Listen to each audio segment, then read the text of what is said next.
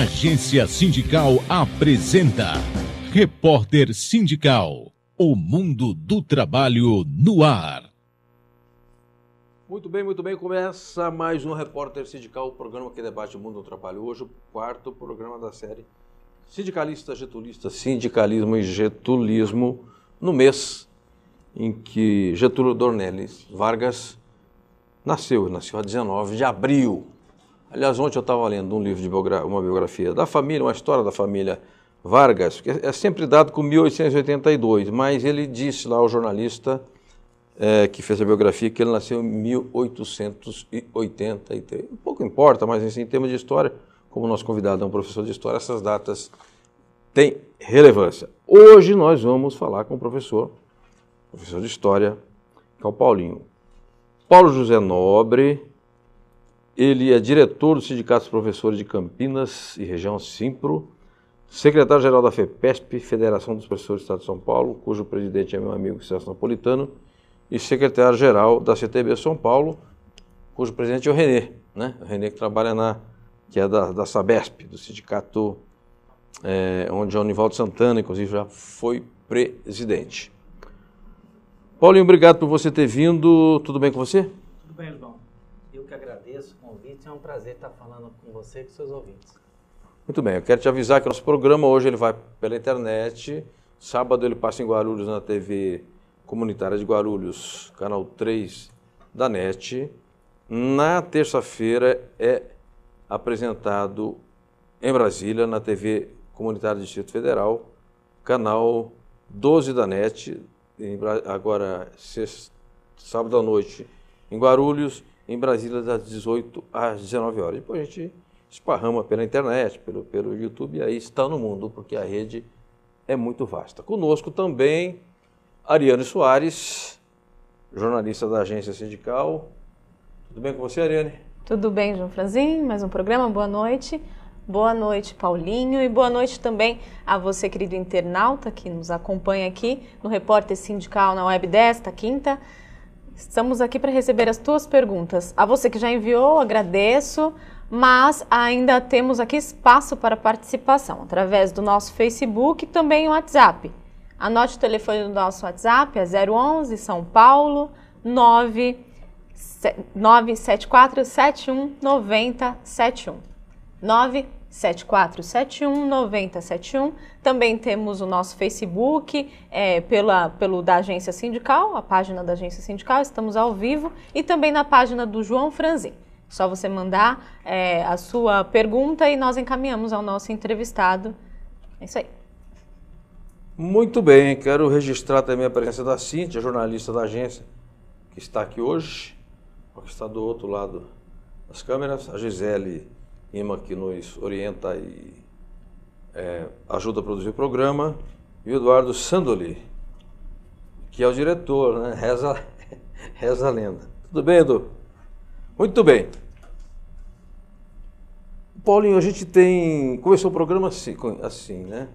Primeiro entrevistado, convidado, naquela entrevista que é convidado, é amigo, foi o Calazans, presidente do Sintoresp, Sindicato dos Hoteleiros. O Calazans é marcadamente getulista. Sim. Então, esse é um traço claro e inequívoco getulista. Depois o segundo dirigente foi o Álvaro Egea, que foi do Partidão, até estudou na União Soviética, etc, etc. E hoje ele dirige o setor de vestuário da CSB e também fez um balanço muito positivo assim, da trajetória do Getúlio. E por fim esteve aqui na quinta-feira passada o Pedro Afonso Gomes, que preside o Sindicato dos Economistas, portanto a categoria mais de classe média, mas também foi com muitas iniciativas do Getúlio, rumo no sentido de fazer a indústria de base no Brasil, criar, digamos, estrutura para o desenvolvimento e o crédito, porque o BNDES é uma criação do Getúlio, né?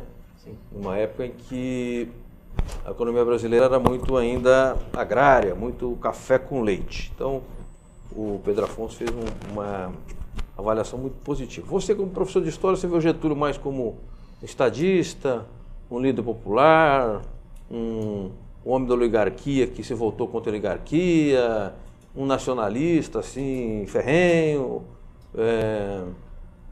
Como é que você sintetizaria o Getúlio Vargas? João, é uma tarefa bem difícil sintetizar o Getúlio Vargas. ele divide a história republicana brasileira. Nós temos um Brasil antes de Getúlio Vargas e outro Brasil após Getúlio Vargas. Tá. Então, é um pouco de tudo isso que você acabou de dizer.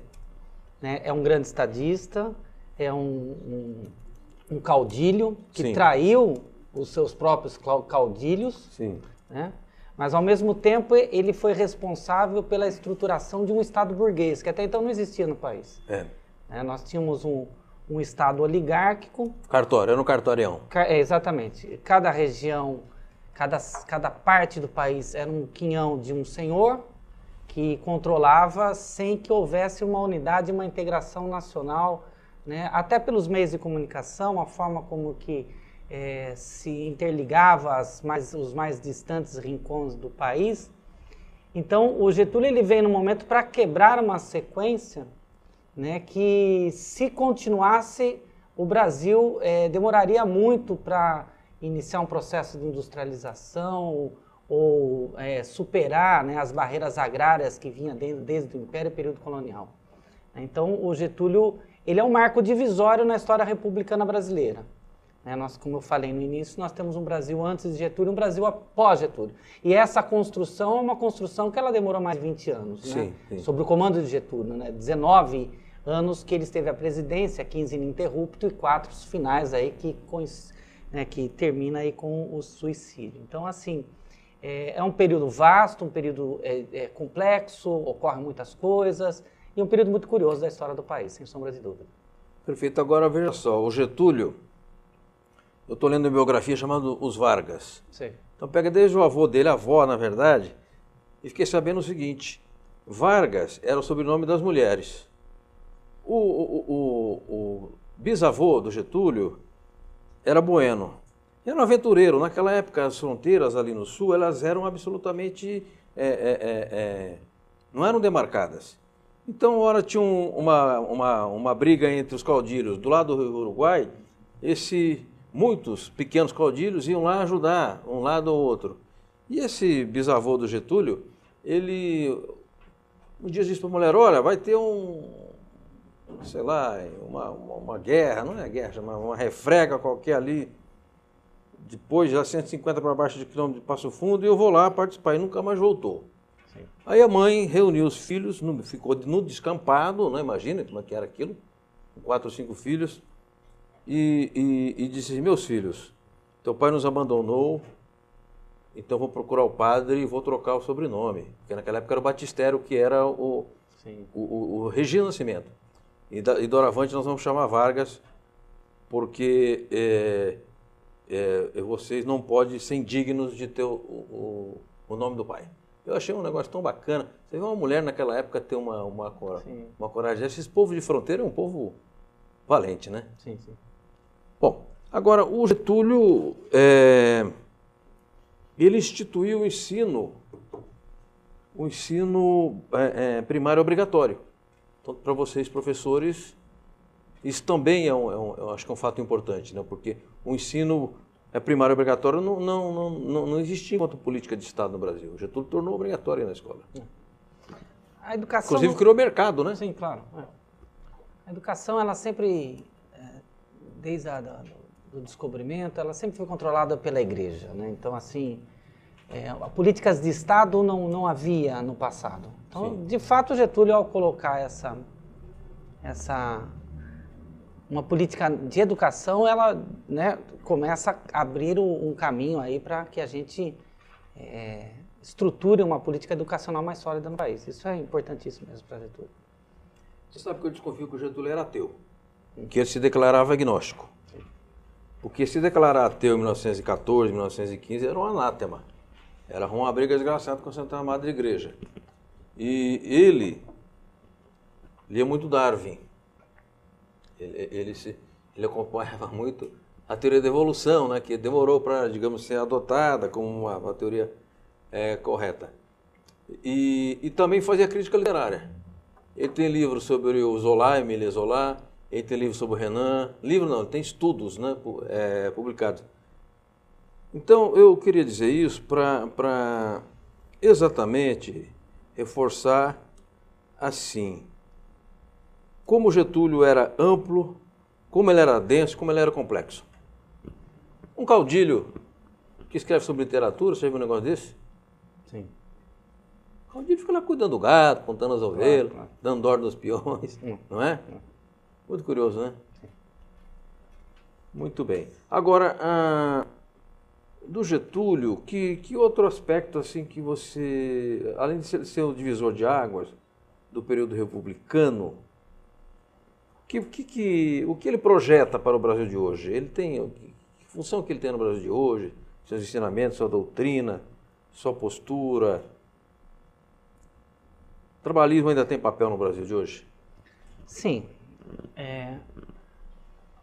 Talvez um grande legado que ele nos deixa é a construção de um Estado nacional, a construção de um Estado que não existia.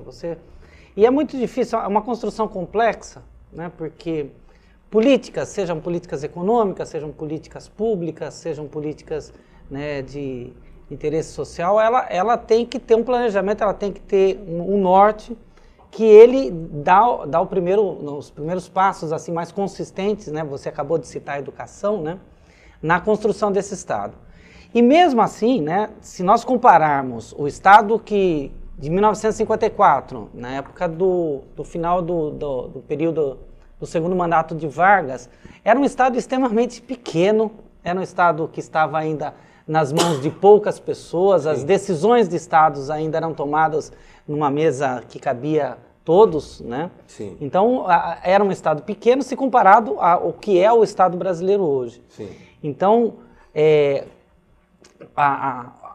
esse divisor de águas que eu coloco sobre Getúlio Vargas, eles nos dá a possibilidade da montagem de um Estado altamente complexo, né? O Estado brasileiro hoje é um Estado de uma complexidade que a compreensão dele não é uma tarefa fácil, né? Você Perfeito. compreender todas as ramificações que o Estado está envolvido. Então, o Getúlio, nesse aspecto, né, ele dá um passo significativo de um salto histórico, né, de um salto histórico na organização do povo brasileiro. Sim. Né? Porque se você não tem um Estado que tem políticas sociais, você aprofunda a exclusão, você aprofunda o distanciamento da população, né, da construção de uma nação. Correto. Então, o Getúlio, ele dá um passo no sentido de construir uma nação diferente que até então não existia, né? Bacana, Paulinho. Obrigado. O Eduardo nos avisa que temos perguntas, então passo a nossa Irene Soares, que está digitando aceleradamente aí no teclado. Tudo bem, Irene? Passa aqui. Passa as perguntas difíceis para o Paulinho, faz favor. Então vamos dar início com a pergunta de Nivaldo Santana. Sim. Ele que é secretário de Relações Internacionais da CTB. E ele mandou PC do duas B. perguntas, e ele é do PCdoB, sim. Mandou duas perguntas, vamos encaminhar uma por enquanto, se houver tempo, depois encaminhamos outra. Sim. Ele diz assim: qual o papel do governo Getúlio Vargas na redefinição das relações capital-trabalho no Brasil? Isso também você tem um semestre, mas uma tese de umas 800 páginas. Né? Queria agradecer ao Nivaldo Santana, cumprimentá-lo, um grande companheiro, um grande amigo de uma história de luta grande aí que nós estamos vivendo juntos. As relações capital-trabalho, primeiro que antes de Vargas, as relações entre o capital e o trabalho se davam num nível próximo da exploração escrava. Certo. Né? A superação da mentalidade escravocrata, que ainda não superamos, totalmente não superamos. Daí a lei trabalhista exatamente. Confirmando a sua tese. Exatamente. Né?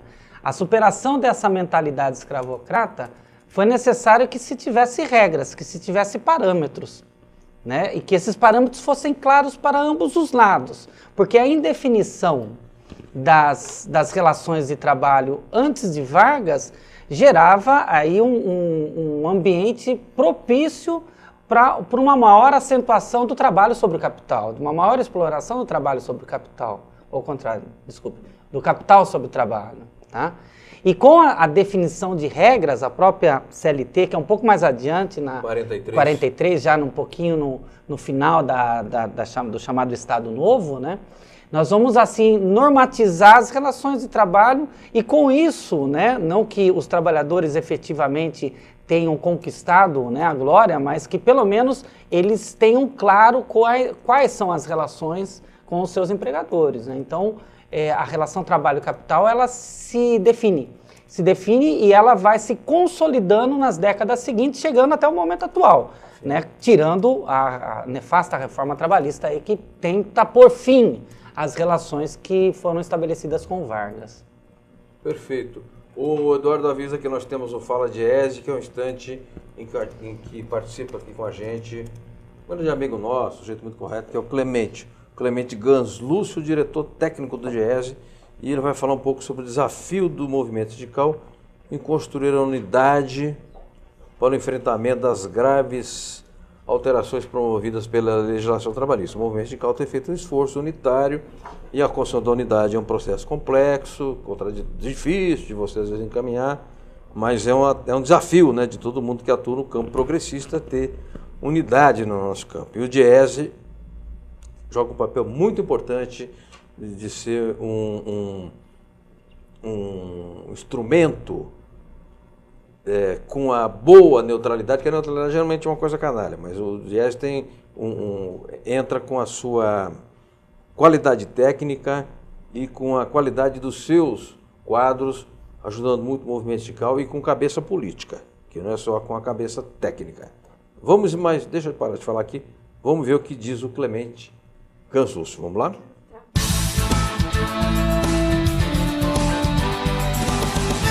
Neste 1º de maio, o movimento sindical tem o desafio de construir pontes que levem à unidade na ação para o enfrentamento das graves alterações que a reforma trabalhista promove em termos de jornada de trabalho, contratos, salários, flexibilização de direitos, redução da proteção social e trabalhista, quebra na capacidade dos sindicatos proteger os trabalhadores, fatores todos que devem ser enfrentados pelo movimento sindical a partir da construção de uma grande unidade de ação, uma unidade voltada para uma profunda reestruturação do movimento sindical, para que as transformações no mundo do trabalho sejam repercutidas no movimento sindical, no sentido de que ele se reorganize para representar os trabalhadores em um mundo em profundas mudanças e para que o movimento sindical assuma, nessa nova etapa, o protagonismo que sempre teve na luta dos trabalhadores, defender os seus direitos, avançar nas negociações, avançar nas conquistas e ser um grande escudo de proteção da classe trabalhadora.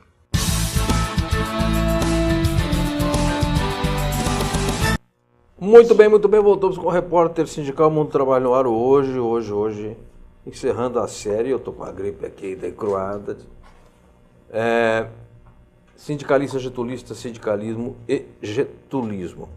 Em maio, nós já definimos qual vai ser o tema de maio, vai ser sindicalismo e vitórias. Alguém poderá dizer, mas no meio dessa porradaria toda, desemprego, subemprego, governo golpista, Congresso vagabundo, um judiciário confuso, uma mídia contra a gente, a classe patronal apertando o torniquete da exploração. Está tendo conquistas? Está tendo sim, porque a capacidade de resistência da classe trabalhadora é muito grande.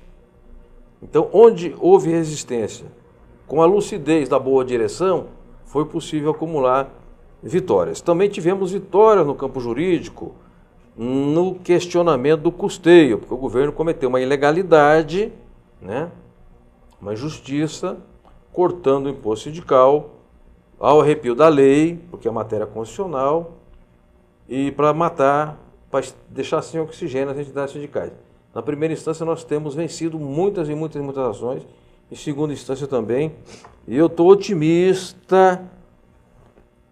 Se depender de um ministro com quem o pessoal tem falado em Brasília, não vou dizer quem que é o nome aqui, mas é um sujeito sério, lá no Supremo, eu tenho a impressão que nós temos condições de obter uma medida liminar. Falei com um advogado hoje numa das ADINs, são 14 ou 15 ADINs que estão tramitando lá, contestando, inclusive do patronato, contestando a arbitrariedade do fim do custeio. Eu quero repetir aqui o nome do nosso convidado, que é o Paulo José Nobre, o Paulinho, professor de História, diretor do Sindicato dos Professores de Campinas, Simpro, secretário da FEPESP, secretário-geral, e primeiro secretário da CTD São Paulo. Ariane Soares, mande perguntas ao nosso Paulo. Vamos lá, Paulinho. Pergunta agora é do Leonardo Severo, ele é jornalista e escritor. O Severo vai lançar um livro amanhã, não vai? Sim, amanhã, a partir das 6h30. Entre os 3 primeiros pontos do programa de Getúlio na Revolução de 1930, estava precisamente o saneamento moral físico, extirpando ou inutilizando os agentes de corrupção e a difusão intensiva do ensino público, principalmente técnico-profissional. Qual é o alcance e atualidade destas palavras? Bom, a questão da moral pública, ela sempre está em discussão, né? Até porque o sistema, ele possibilita a ruptura da moral o tempo todo. Sim. Né? O sistema ele é baseado na exploração, o sistema é baseado no custeio de empresas e quando você traz isso para a coisa pública, né, para a república, você de fato tem que ter a moral, né, a moral tanto física, né, a higienização, a limpeza física e a limpeza moral, né? Então isso daí nós vamos encontrar em vários momentos da história brasileira, e inclusive no momento atual nós estamos vivendo, né, com uma exploração disso para uma mudança. Sempre quando esse ponto ele entra em discussão, ele vem para justificar mudanças, né? No que se diz respeito aos pontos de políticas públicas, como nós já antecipamos aqui no outro bloco, né? A educação, ela vai, principalmente a educação profissionalizante, ela vai de uma necessidade que o país ele estava vivendo, né? Um país que pretende se industrializar, ele tem que ter uma mão de obra qualificada, né? Ele tem que ter política de qualificação Sim. de mão de obra, né? Então, assim, a instrução que se dá ao trabalhador, a instrução que se dá às crianças, futuras trabalhadoras, né? Futuros trabalhadores, é uma instrução que tem um objetivo claro, né? De preparar uma mão de obra qualificada, uma mão de obra que tenha condições de vencer os desafios e as novas tecnologias, né? Lembrando que o início do século XX é um momento de um avanço tecnológico muito grande. Aliás, isso vem desde o século XIX com o avanço de novos conhecimentos. E o Brasil ele tinha uma necessidade de superar essa situação, esse momento agrário, não, essa situação agrária que nós vivíamos da nossa mão de obra, né? A vinda de imigrantes europeus, né, também faz-se necessário aí você ter uma educação voltada para os valores brasileiros, valores éticos brasileiros. Então, o Getúlio ele lança esse programa nesse sentido de ter um melhor controle da produção no país. Tá? Perfeito. Paulinho, você sabe que eu fui ler sobre o Sistema S. Sim. O módulo do SESC. Então, eu uso o SESC há 200 anos. Conheço o Senai, etc. Aliás, o Lula é formado no Senai. Ao contrário, os coxinhos falando que nunca estudou, que é vagabundo. Mentira, é formado torneiro. Vai ver se você consegue vaga lá no SESC. Vai lá disputar uma vaga para ver se é fácil. O Roberto Simonsen, Sim. que era um industrial com uma visão desenvolvimentista, Sim. ele pensou no Sistema S. O Getúlio criou o Sistema S. E o Dutra implementou porque o Getúlio caiu. Não foi possível. Aí eu fui ler o decreto do Sistema S. Aliás, você como professor de História, você já leu os decretos? Não. Então eu te recomendo que leia. Tá. O Sistema S tem uma extraordinária responsabilidade social e patriótica. Inclusive de zelar pela valorização e manutenção do poder de compra dos salários. Sim. É tudo contrário do que esse Paulo Scaff prega. O Roberto Simonsen era totalmente diferente desse Scaff. Esse Scaff é uma remeda, uma farsa, nem fábrica ele tem, né? E na verdade fica aí falando de formação profissional, etc, etc. Quando você vai à fonte, à matriz, você vai ver que não era só para formar robôs bem treinados. Não, havia uma ambição ali. Aquele Sistema S, ele estava ligado a um projeto de nação. Sim. Aí isso faz muita diferença, para não dizer toda a diferença. Nos avisa agora o Eduardo que tem uma reportagem, né? A gente faz um intervalo aqui para dar uma respirada, né? E é uma reportagem de um movimento muito importante que é o Brasil Metalúrgico, um movimento lançado por várias entidades, mas capitaneado pelo Miguel Torres, do Sindicato aqui dos Metalúrgicos de São Paulo. Houve uma reunião dia 20, fez-se lá uma reportagem pelo povo da agência, vamos ver o que fala o Brasil Metalúrgico. Vamos lá? O Movimento Brasil Metalúrgico reuniu dia 20 de abril sindicalistas de diversas regiões do país. Na pauta, as campanhas salariais deste ano. O encontro na sede do Sindicato dos Metalúrgicos de São Paulo e Mogi das Cruzes começou com uma avaliação sobre as negociações de 2017 feita pelo DIEESE.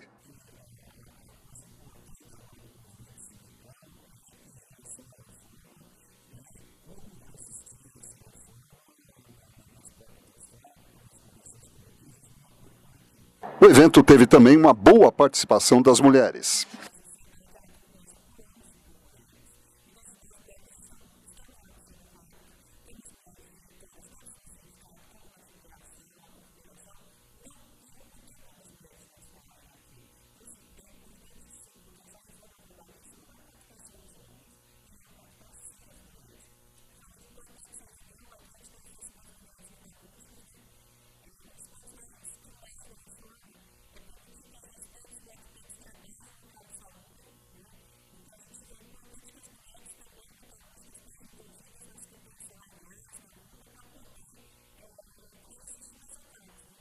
Os metalúrgicos de Guarulhos marcaram presença e acreditam na unidade da categoria.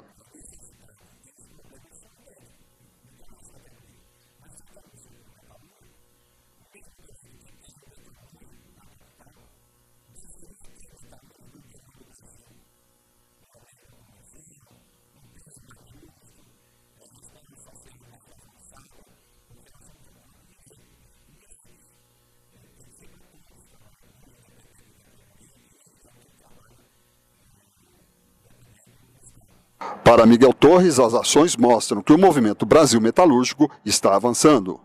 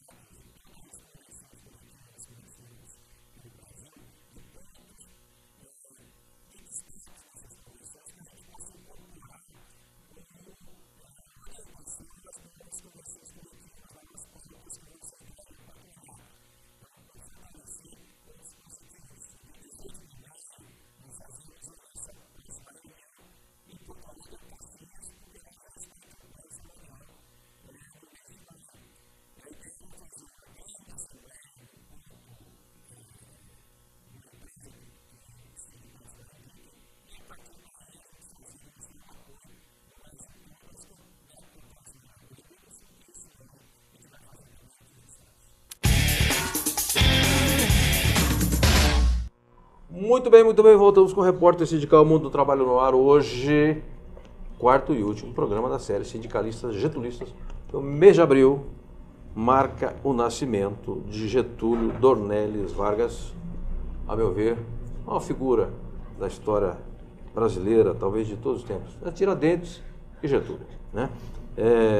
Eu considero Prestes uma figura importante, mas não tem a estatura e a densidade e a complexidade e a astúcia do Getúlio. Eles foram aliados, depois foram adversários, depois foram aliados de novo. Gaúcho gosta de dar... Se o Gaúcho não estiver brigando de vez em quando contra o Gaúcho, aí ele não justifica a fama lá de ser povo da fronteira, né? E, aliás, esse livro de biografia que eu estou lendo do Getúlio, eu estou exatamente agora no período em que o Prestes, capitão, está levantando todos os quartéis, eles não sabem o que fazer. Eles vão combater o quartel que se levanta no Rio Grande do Sul, um estado grande, aí o Prestes levanta outro, eles vão lá, o Prestes levanta outro. Tá muito bacana essa parte do livro, aí eu fiquei lendo até de madrugada. Muito bem, o Eduardo nos avisa, Ariano Soares, que temos perguntas ao nosso convidado, professor de História. Elas, eu posso fazer um... Claro. Tem um vereador em Guarulhos, que eu não conheço, que é do DEM, que é advogado, e lançou, que agora parece que projeto compra, assim, prêt-à-porter, que chama, né? Está tudo pronto para usar, da MBL, e quer impor lá o programa Escola Sem Partido. Você, meu amigo e minha amiga que nos acompanha, toda vez que você perceber que alguém está criticando muito um partido, é porque ele está a serviço de outro. Tá? E toda vez que alguém fica histérico porque não quer falar que tem partido dentro de uma escola, e não pode ter, a escola é um espaço público, é um espaço neutro, né?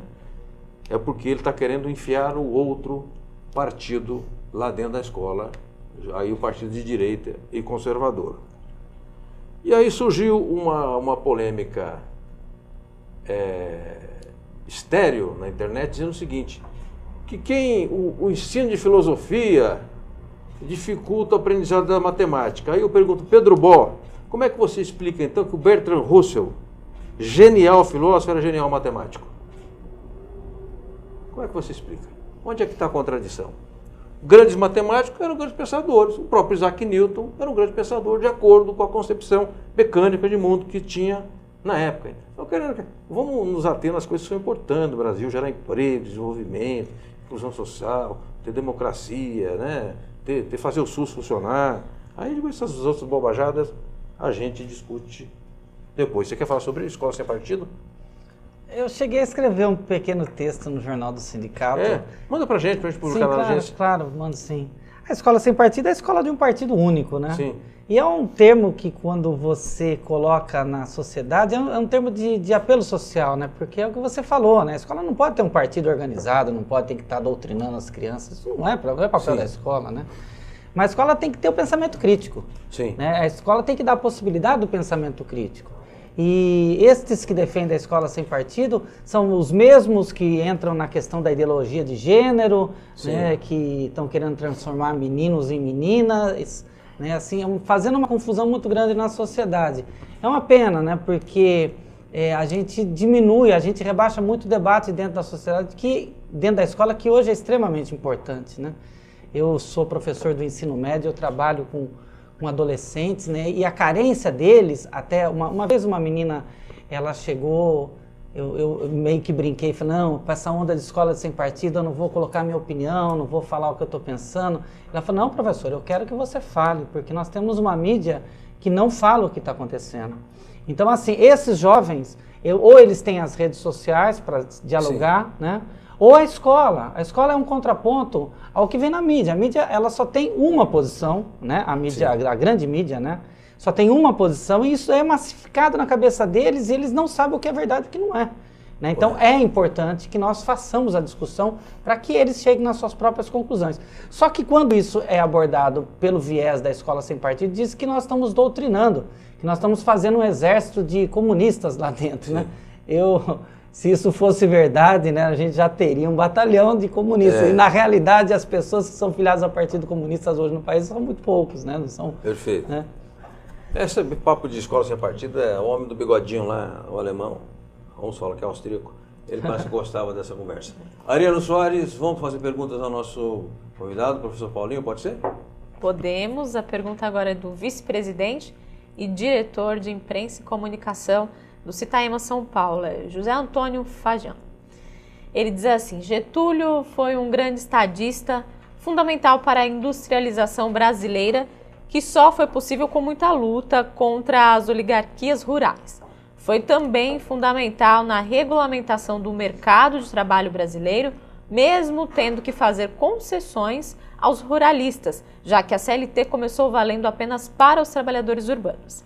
De que maneira uma das manchas de sua biografia foi entregar Olga Benário Prestes à Alemanha nazista?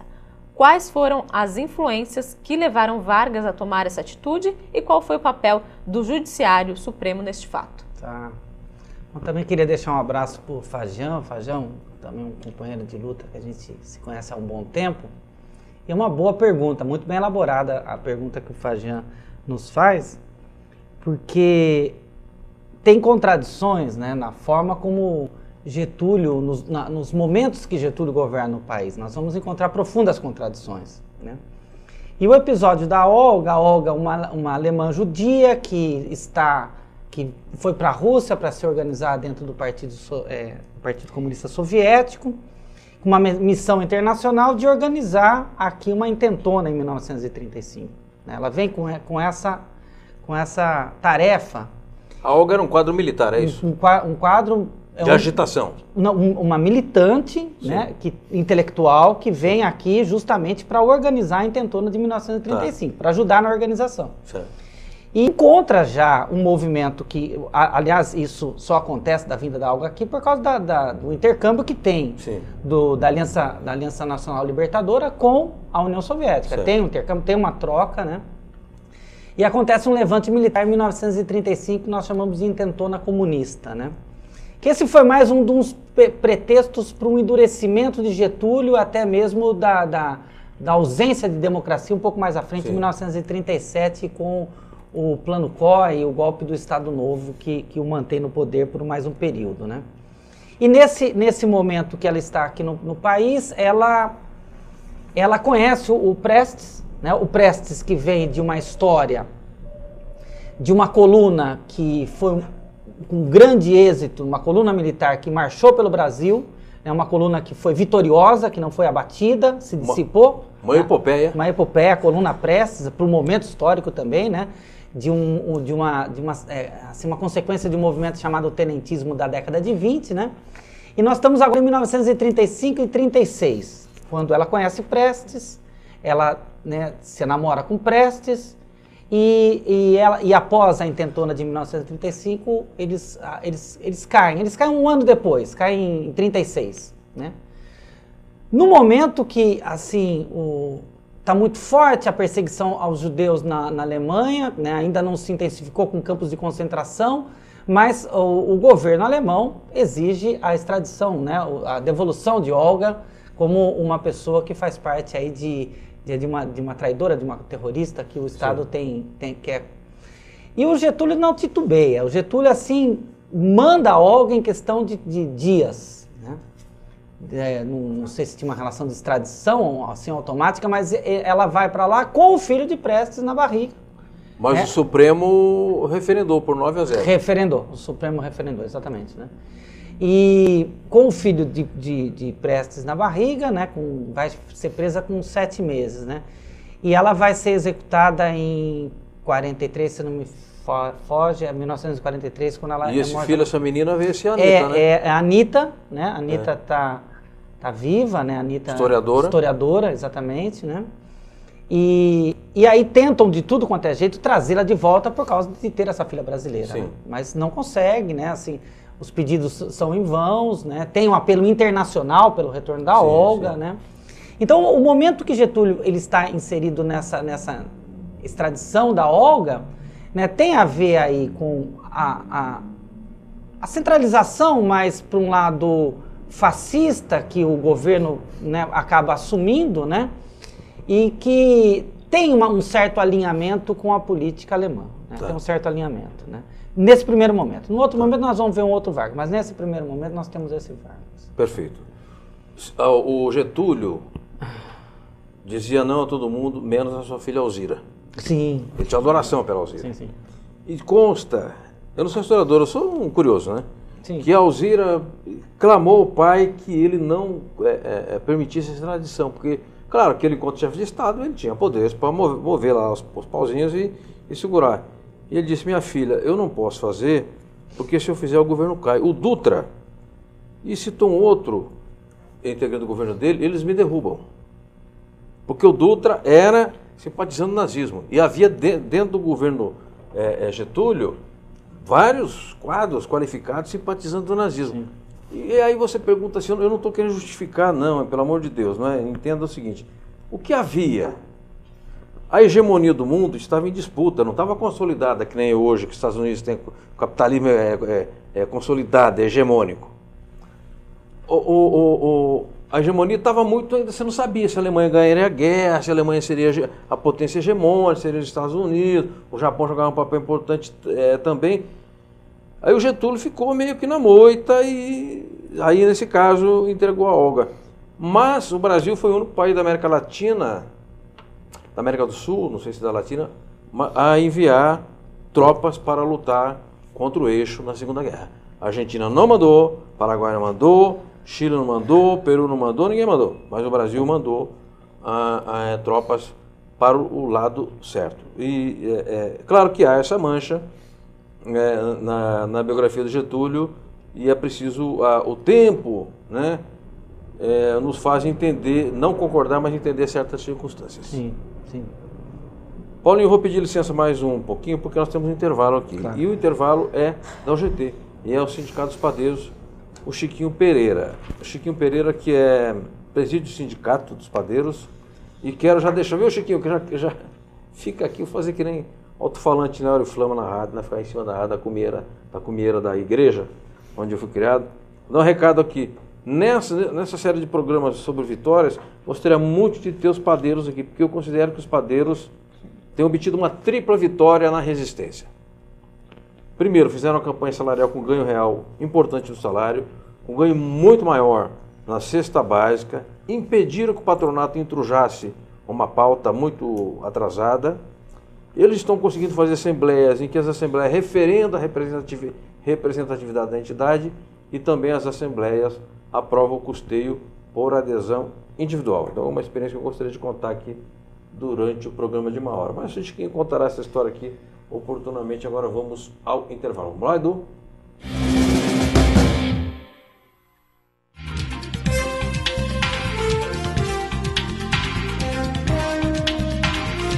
Olá, amigos e amigas, aqui é o Chiquinho Pereira, presidente do Sindicato dos Padeiros de São Paulo. Olá, amigos e amigas, estou aqui mais uma vez para falar com você e hoje eu quero apresentar a você a nossa convenção coletiva. Este livrinho que você deva ter no bolso para consultar sempre que precisar quais são os seus direitos adquiridos, quais são os seus direitos negociados nas últimas negociações do Sindicato dos Trabalhadores com os sindicatos patronais. Esta convenção aqui tem os principais direitos de cada um dos senhores. Nós temos aqui o PLR, nós temos aqui o adicional noturno, nós temos aqui o reajuste salarial, o convênio médico, o dia do padeiro, que é o reconhecimento da nossa profissão, da nossa categoria e assim por diante. Portanto, este livrinho é aquele que você tem que trazer aqui no bolso, sempre que tiver uma dúvida e quiser consultar qual é o meu direito neste ou naquele campo, está aqui em nossa convenção coletiva. Você pode adquirir esta convenção coletiva ou nas equipes que passam aí na empresa onde você trabalha e estará distribuindo graciosamente a todos os trabalhadores, ou em qualquer uma das sedes ou subsedes do sindicato estará à sua disposição. É importante que você tenha claro que as negociações feitas pelo sindicato, o resumo dele está aqui nesta convenção coletiva que você não pode deixar de ter consigo. Um abraço e até o próximo encontro.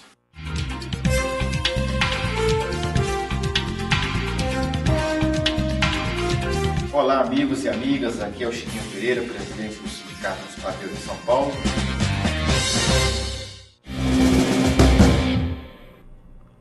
Muito bem, voltamos com o repórter Sindical Mundo do Trabalho no Ar, hoje encerrando a série de abril sindicalista getulista, sindicalismo e getulismo.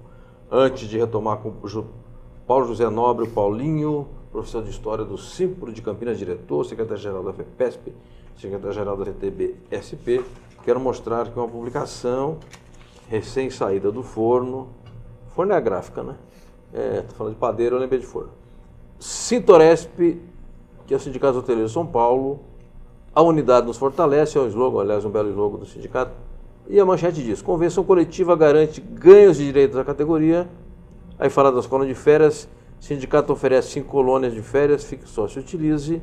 É uma matéria sobre sindicalismo, uma disputa de base que o sindicato está ganhando, e um acordo importante firmado entre o sindicato e o McDonald's, que garante pagamentos de diferença, viu, Paulinho, de PPR, de até R$ 1.800 para ex-funcionários de 5 de junho de 2012 a 5 de junho de 2015. Portanto, um universo grande de trabalhadores esses trabalhadores serão beneficiados. Eu quero que você fale um pouco da campanha salarial dos professores da rede privada, porque não é a rede pública, é a POSP. Certo. Vocês têm uma database só, vocês têm a database de mês que é, e como é que, em caso de negociações atuais, como é que estão as negociações? Tá. Bom, nós representamos 3 segmentos, né, do patronal, que negocia com o patronal. O SESI-SENAI, que é a FIESP, o SEMESP, que representa os professores, né, do ensino superior, e o CIESP, que é do ensino básico, representa o patronal. Quem representa os professores somos nós, né? E nós negociamos com esses 3 segmentos. E uma database só? A database é 1º de março, né? E no caso do SESI Senai, como o ano passado nós havíamos assinado uma convenção coletiva com validade para 2 anos, esse ano foi alguns ajustes, ainda estão acontecendo alguns ajustes, assim, mas não está tão difícil quanto a convenção, a negociação coletiva do ensino básico, que é o sindicato do CIESP, né? Que resolveu aplicar a lei trabalhista, né? Assim, no começo da negociação foi muito difícil, né? E hoje nós estamos assim batendo em três direitos que eles querem nos retirar.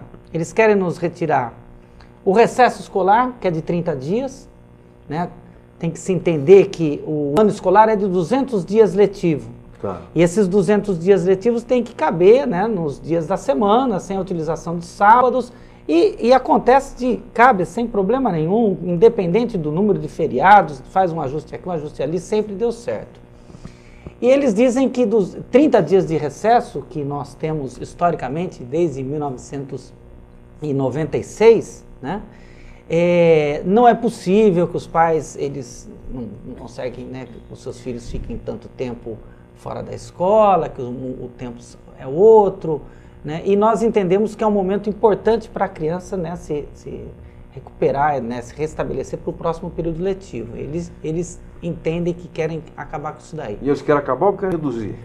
Reduzir de 30 para 20. Né? Mas assim... Passou o boi, depois exatamente, passa a boiada, né? Exatamente. E nós estamos assim resistindo muito com relação a essa ofensiva. Outros 2 pontos... acabar com a gratuidade do filho do professor, né? Hoje o professor que trabalha numa escola particular, ele tem direito a colocar os seus filhos, até 2 filhos, né, como bolsistas, né?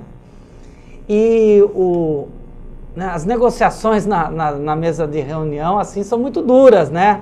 Ao ponto de dizer que a professora mal teve um filho, né, já está engravidando de novo para garantir uma gratuidade. Então, assim, é um absurdo, né? Conversa fiada, igual falar do Bolsa Família, né? Exatamente. Aliás, reduziu a natalidade. Exatamente, né? E em muitos casos, na maioria dos casos, porque os salários não são altos, né? Você imagina assim, que trabalha em escola privada está no céu. Não está, pelo contrário, né? Principalmente a partir da década de 90, com a proliferação do ensino privado, né, na gestão do Fernando Henrique Cardoso, do Paulo Renato, que era o ministro da Educação, abriu-se a porta para escolas privadas no estado de São Paulo e no país, né? Isso reduziu muito as condições de trabalho dos professores, né? Então, assim, ter uma bolsa na escola hoje, o professor fala assim, ó, pelo menos eu não estou pagando aqui para o meu filho, né? Então, primeiro que não custa nada para a escola. Exatamente. Que custo que ela vai ter? Não tem custo. E para a família é uma economia. Muito grande, muito grande. E acabar com a chamada semestralidade. E o que é isso? A semestralidade é o seguinte, o professor, quando ele inicia um ano letivo, ele se organiza para aquele ano letivo. Ele faz um planejamento no início do ano e ele está preparado para concluir o ano, né? O planejamento assim lhe dá condições para ele concluir o ano, né? E nós somos trabalhadores seletistas, né? Nós podemos ser demitidos, né, quando o contrato não interessa mais, né, aos patrões. Mas isso ocorre normalmente no final do ano. É onde tem o maior número de demissões. O professor é demitido, né, fica triste, vai atrás de outro emprego, e no ano seguinte, né, também outros professores que saíram, ele acaba entrando, né, iniciando um novo ano letivo. Se ele for demitido em maio, é garantia de desemprego até o final do ano. Certo. Né? Então, por isso nós temos uma chamada garantia semestral de empregos. Ele não pode ser demitido no meio do semestre, do primeiro semestre, nem no meio do segundo semestre. Sim. Né? São raros os casos de demissão no meio do ano, até porque você tem um impacto pedagógico. Você tirar um professor e pôr outro professor, Sim. Isso daí causa um impacto pedagógico. Sim. Só se uma coisa assim muito grave, uma coisa assim que realmente, né, e acaba acontecendo a demissão. As demissões acontecem no final do ano. Então, por isso nós entendemos que uma vez que o professor iniciou o seu trabalho, não tem por que ele demitir. ser demitido.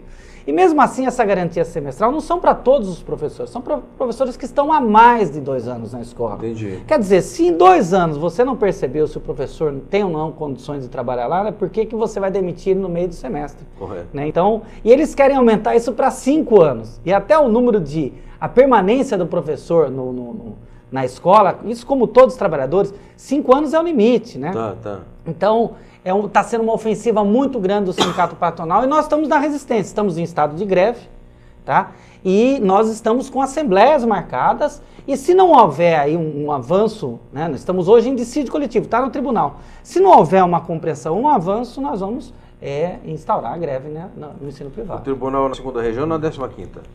No caso de vocês... Está na 2ª região, o dissídio está na 2ª região. Estadual, porque a negociação é coordenada em âmbito estadual. Exatamente. Perfeito. O Eduardo nos avisa, Paulinho, de mais perguntas, então passa a nossa Ariane Soares. Vamos lá, Ariane? Vamos, antes de encaminhar a pergunta, eu gostaria de agradecer ao Ricardo Pauletti, que mandou uma pergunta também sobre as negociações. Já foi respondida, Ricardo. Obrigada por sua participação. Abraço, Pauletti. Vamos então à pergunta de Nivaldo Santana, outra pergunta do Nivaldo. Ele diz assim: unicidade sindical, contribuição compulsória dos trabalhadores e poder normativo da Justiça do Trabalho são legados da era Vargas. Qual é a sua opinião sobre estes fundamentos da organização sindical para os dias de hoje? Unicidade sindical, contribuição compulsória e poder normativo da Justiça do Trabalho. Sim. Perfeito. Bom, a estrutura sindical brasileira é singular. Não tem algo semelhante no resto do mundo. E nós temos a nossa própria história de organização dos trabalhadores. Né? E ela passa por momentos e fases diferentes de organização.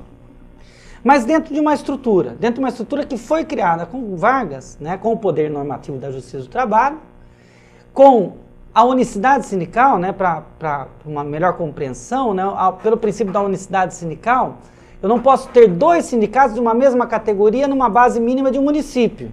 Né?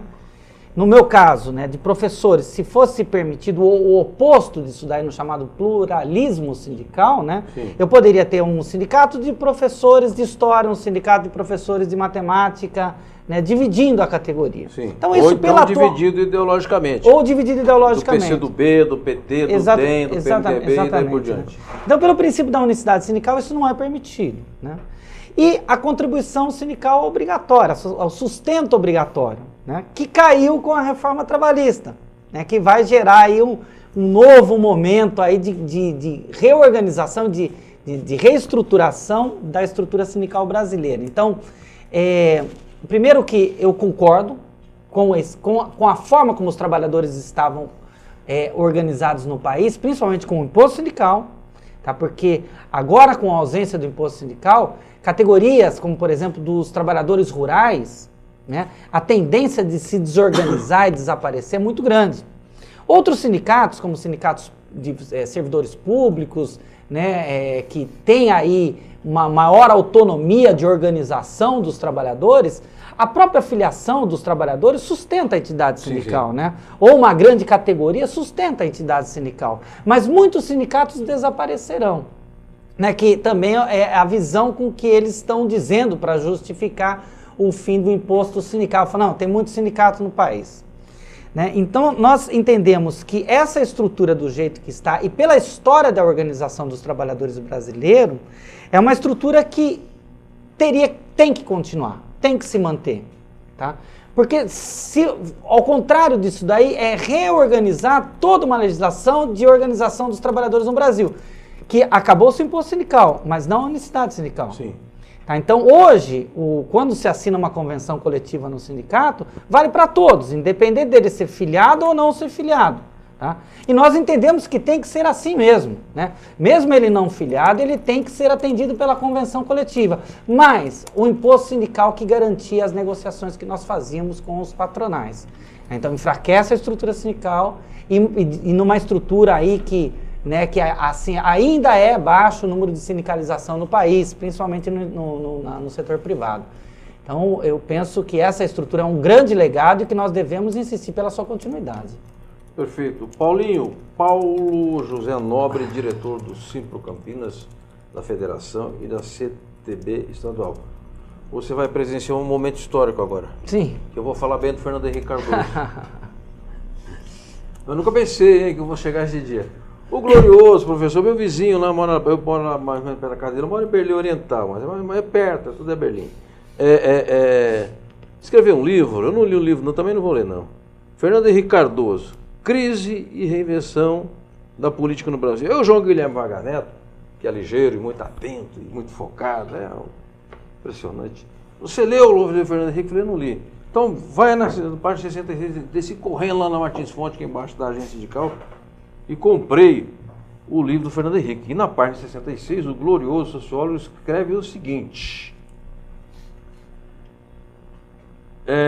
veja o que aconteceu em relação às leis trabalhistas.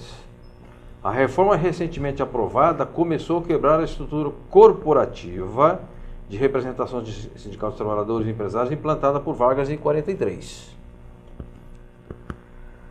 É verdade que o fim abrupto da contribuição sindical obrigatória coloca um desafio enorme para o financiamento dos sindicatos dos trabalhadores. Como o benefício dos acordos coletivos está assegurado para todos, muitos trabalhadores preferirão não ter o ônus de pagar pela atuação do sindicato. E olha o que diz o professor Fernando Henrique, um jacobino, se revela um jacobino. Nesse ponto é urgente corrigir a reforma trabalhista. E vai mais, vou ler aqui para você. É preciso dar aos sindicatos o direito de cobrar uma taxa negocial sobre os acordos coletivos de trabalho firmados em benefício das categorias que representam. Professor Fernando Henrique Cardoso, parabéns pela sua lucidez, pelo acerto das suas colocações. Mas só vai ter problema no PSDB, viu? Que o PSDB bota contra tudo que está escrito aqui, tá? A favor da pluralidade, a favor do fim do custeio, é uma histeria desgraçada, menos que o Sistema S. Para o Sistema S, 19 bilhões intactos, não tem fiscalização, não tem Tribunal de Contas, e o SCAF, eu creio que não resiste a uma auditoria de 15 minutos lá nas contas do sistema, que ele usa lá a federação. Aliás, o prédio é do SESI, o que a Fiesp está fazendo lá? Será que paga aluguel? Mas eu queria registrar, fazer justiça ao Fernando Henrique. Tantas vezes eu espancado aqui no nosso programa pelas suas fernandices, cardosices, que não são mole. Paulinho, você tem um minuto para terminar o programa e falar mais alguma coisa do Getúlio. Tá. Estamos no fim. Tá. Bom, primeiro agradecer o convite, é um prazer estar aqui, me organizei, sou da cidade de Campinas, né, me preparei para... A 98 quilômetros. É perto. E para concluir, né, o Getúlio nesses dois momentos, né, eu quero destacar o momento final, o momento de um estadista nacionalista, o momento de um estadista preocupado com um país que dê certo, e justamente por essa posição que levou as forças que caíram em cima deles, né, num atentado que até hoje não se sabe o que aconteceu, chamado do Torneleiros, que foi a grande momento para atacar Getúlio Vargas, levando ao seu suicídio. As pressões foram muito grandes. Né? E como diziam meus professores, o seu último grande ato político, tirar a sua própria vida e retardar por 10 anos a ditadura militar no país. Então, nesse aspecto, eu quero também dizer que Getúlio tem... Né, quero parabenizar essa fase da história do Getúlio. É isso. Muito obrigado. Você está convidado a participar do programa, mandar as informações do Simpro, escrever seu artigo para a gente publicar lá no Repórter Sindical, no nosso boletim. E vou terminar a série sobre Getúlio Vargas. Uma coisa muito simples. O Getúlio era um governante que amava o seu povo. Eu acho que isso resume o Getúlio. Um abraço a todos e a todas e até quinta-feira que vem com um novo Repórter Sindical. Até lá.